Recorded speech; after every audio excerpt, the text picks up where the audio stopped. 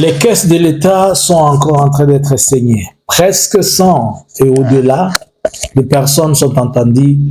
Ont commencé à faire leur déplacement pour Washington en vue de la signature du 4 décembre entre Félix et Paul Kagame. Mais qu'est-ce qui prouve donc à Félix et qu'est-ce qui le démontre que, après avoir signé la signature avec Paul Kagame, selon lui, et la guerre finie?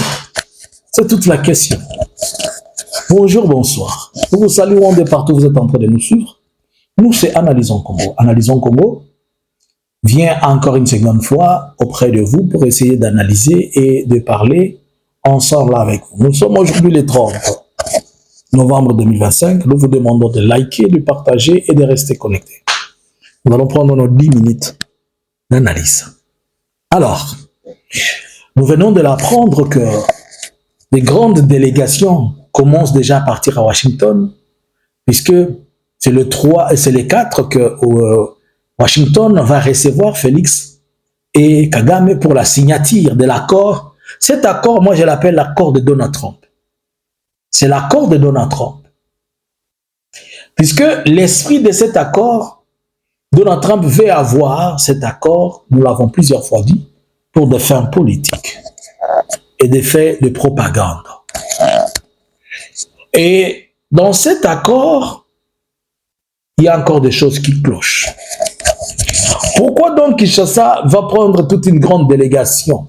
Vous savez que dans l'habitude, lorsque Félix fait ses sorties, comme ça a été la fois passée, au niveau du Conseil de sécurité des Nations Unies, la salle était presque ce qu'elle était, elle était vide, et le monsieur devait amener des gens qui devaient chanter à sa gloire. Alors cette fois-ci aussi, il s'est dit, non, il faudrait que j'aille avec les gens qui vont chanter à ma gloire, ils vont... Oh, je ne sais pas, on va amener les gens de l'IDPS et tout le monde qui peut là-bas. Mais toute la question, est-ce que on prévoit un spectacle de ces gens où on va recevoir, n'importe que pour Kinshasa, 100 personnes? Des gens qui vont consommer aux caisses de l'État, boire aux caisses de l'État, ils vont tous être hébergés dans des chambres 5 étoiles, des histoires comme ça.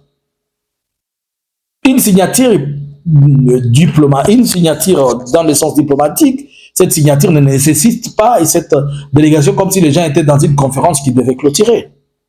Encore une opportunité pour saigner les caisses de l'État, encore une opportunité pour se faire des millions et aller en vacances comme les gens le pensent. Oh, certainement, il y a des gens qui vont se retirer de 100 000 $, de 300 000, de 400 000. Je comprends pourquoi ça fait débat lorsqu'on parle du fédéralisme, encore des choses comme ceci.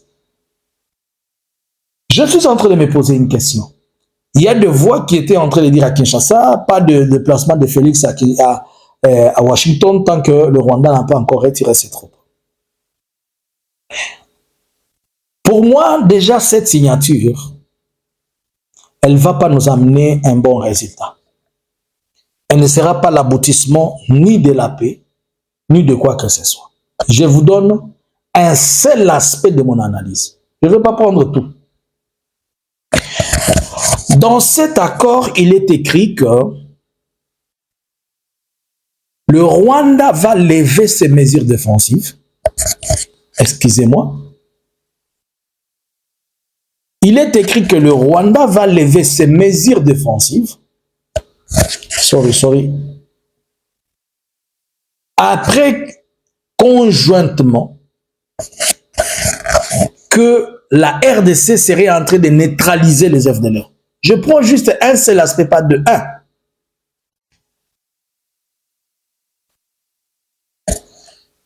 Si le Rwanda va lever les mesures défensives et que conjointement les FDLR vont être neutralisés, le Congo qui veut d'abord que le Rwanda retire ses forces. Et le Rwanda vous dit, je vais retirer mes forces conjointement avec la neutralisation des FDLR. Et le ministre des Affaires étrangères du Rwanda l'a expliqué plusieurs fois. On neutralise d'abord les FDLR. On n'a pas dit localiser les FDLR. On n'a pas dit cartographier les FDLR. On a dit neutralisation. Quand on parle de la neutralisation, c'est-à-dire vous mettez quelqu'un sous contrôle, vous lui ravissez là, son arme et tout ça. Alors que jusqu'à aujourd'hui, nous sommes à l'étape où la FRDC a présenté la cartographie.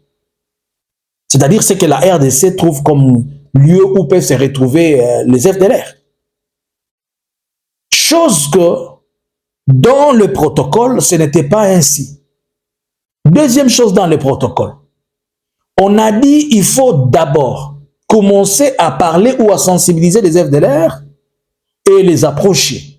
Le gouvernement congolais a amené une autre formule, leur demandant, faisant un communiqué d'abord, c'était au mois de septembre, que tout le monde doit déposer les armes et aller se pointer dans des bases de la MONUSCO. Chose qui est devenue impossible.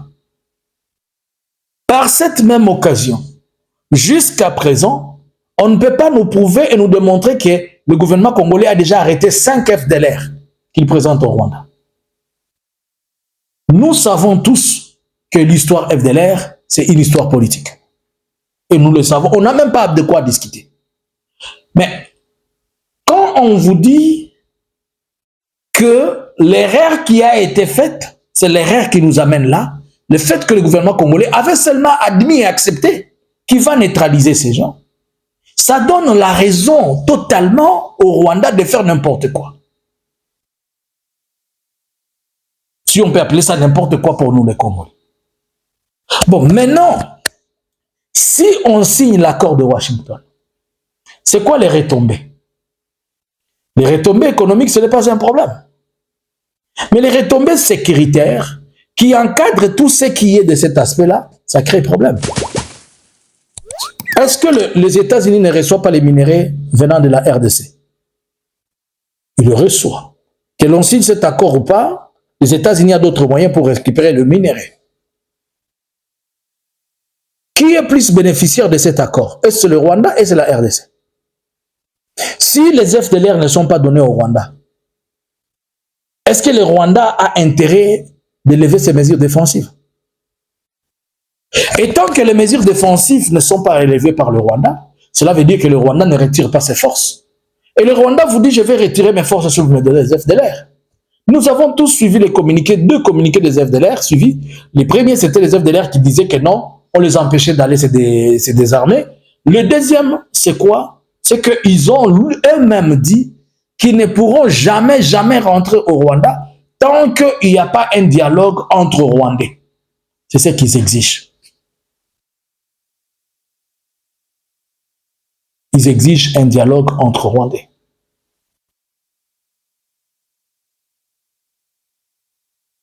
Cela veut dire qu'ils ne vont pas rentrer. Cela veut dire que vous n'allez pas les maîtriser.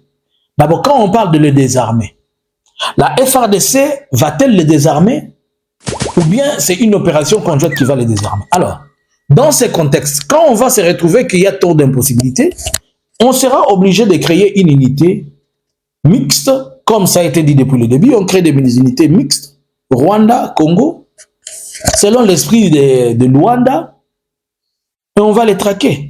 Mais en les traquant aussi, c'est encore un autre problème. Donc pour moi, je ne suis pas prophète de malheur, mais je regarde, je me pose la question. Qu'est-ce qui prouve à Félix? Quelles sont les garanties que Félix a? Où il pense que s'il signe l'accord avec le Rwanda, s'il signe avec Paul Kagame, Félix et Paul Kagame, d'abord, cette signature-là, ce n'est même pas la signature congolaise. Cet accord-là, ce n'est pas un accord congolais. Vous le savez mieux que moi. Pourquoi? Depuis que cet accord a été signé, le Parlement ne l'a jamais eu. Le Parlement congolais, nous, le peuple congolais, on n'a jamais réussi ça. On ne sait même pas ce qui est écrit dedans. Si on nous dit qu'il est publié, il n'a pas été publié au Parlement. Nous dire qu'il est publié, ce n'est pas, on ne va pas le chercher sur la toile, non. Est-ce que le Parlement congolais a déjà ratifié ça? Est-ce que le Parlement congolais a déjà accepté ça? Alors que le Parlement rwandais et au niveau du ministère rwandais, au niveau du conseil du ministère de ministres au Rwanda, ça a été publié et puis le Parlement a pris acte de ça. Le Parlement l'a déjà amendé. Mais chez nous, c'est une histoire de poche entre Félix et Kagame puisqu'elle n'est pas officielle, puisque le Parlement ne l'a jamais reçu. Nous, le peuple congolais, on ne connaît pas. Mais maintenant, dis-moi quelque chose d'abord que nous-mêmes, on ne connaît pas. C'est comme quand il est parti dans son histoire de EAC là. Dis-moi maintenant quelque chose pour lequel nous-mêmes on ne connaît pas.